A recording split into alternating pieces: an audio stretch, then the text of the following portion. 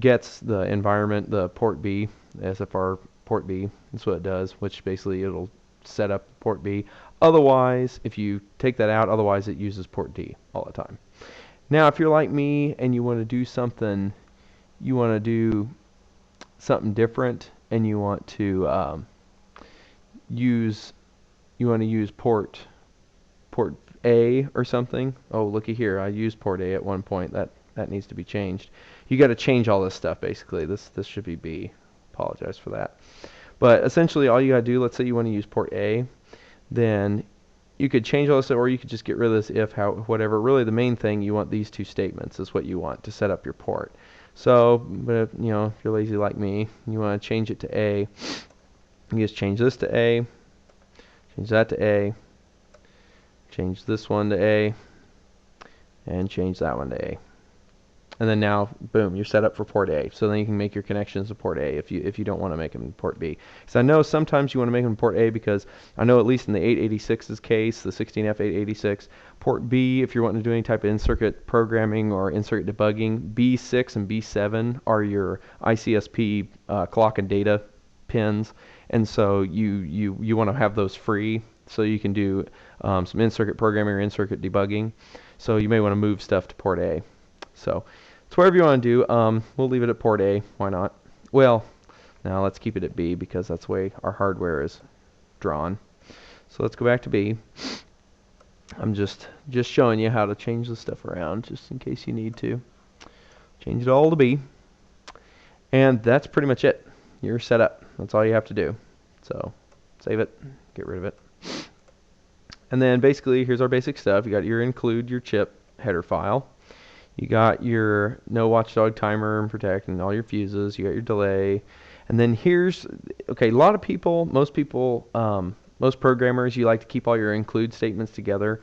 The thing is with this one, you got to make sure that the define statement is done before this, otherwise you'll get an error. And what I mean by that is if you go into your header file here, see how, or device, I'm sorry, device. But see how the device statement is there? This lets the compiler know what kind of device it's working with. If that isn't declared before basically other preprocessor directives or any other function is declared, this has to be the first thing in program memory. Has to be this.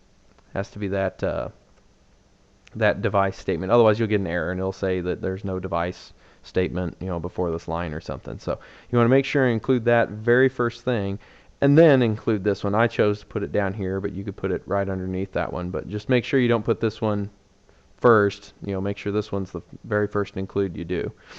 And then, yeah, you just include your LCDC, and then this is very, very simple. Like I said, just 3 lines to write something out. You've got your load, or you got your LCD initialize statement.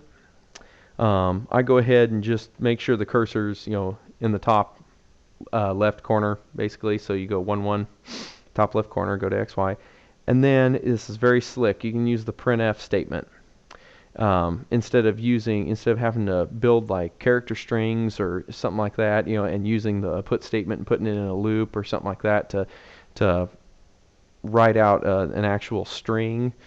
You just put it you just encase it in the printf statement, and you just say LCD put C, and you don't use the parentheses, and you just say comma, and then write what you want to write, and it'll just write it out. And it's pretty slick. Except one thing I do want to caution you about, it doesn't have like a word wrap, essentially, so you'll just write right off the screen if you go over 16 characters.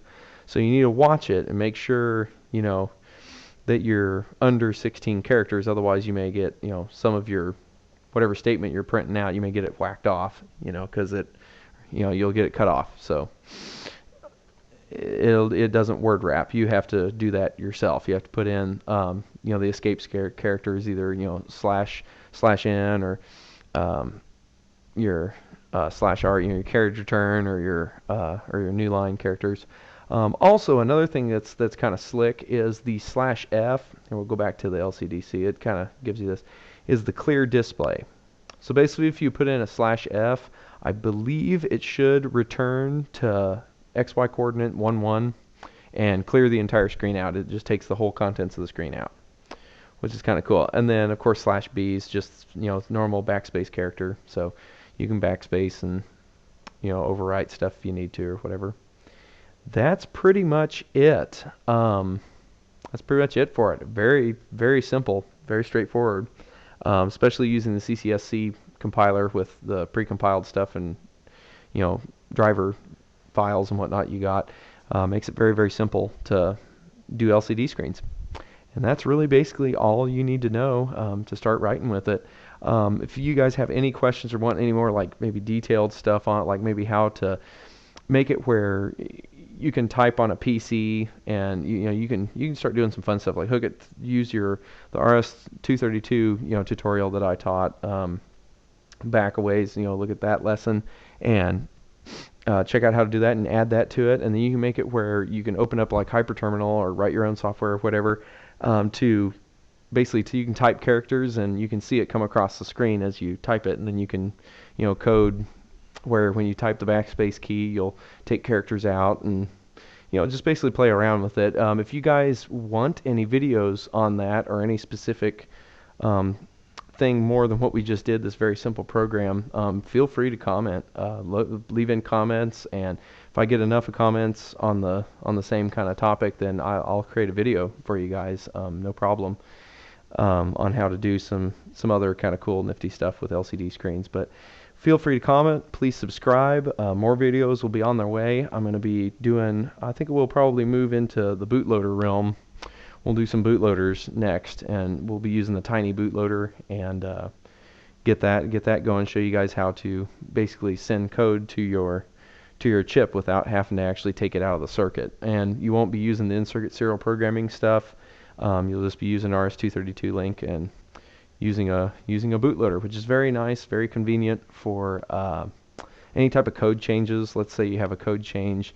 If you build something, let's say for somebody else, and they find a glitch in the code, you can just update the software yourself and just send them the software, and on their own they can reflash their memory and don't need any special tools or anything to do that. And bootloaders are very, very helpful in that sense. So that'll probably be the next video.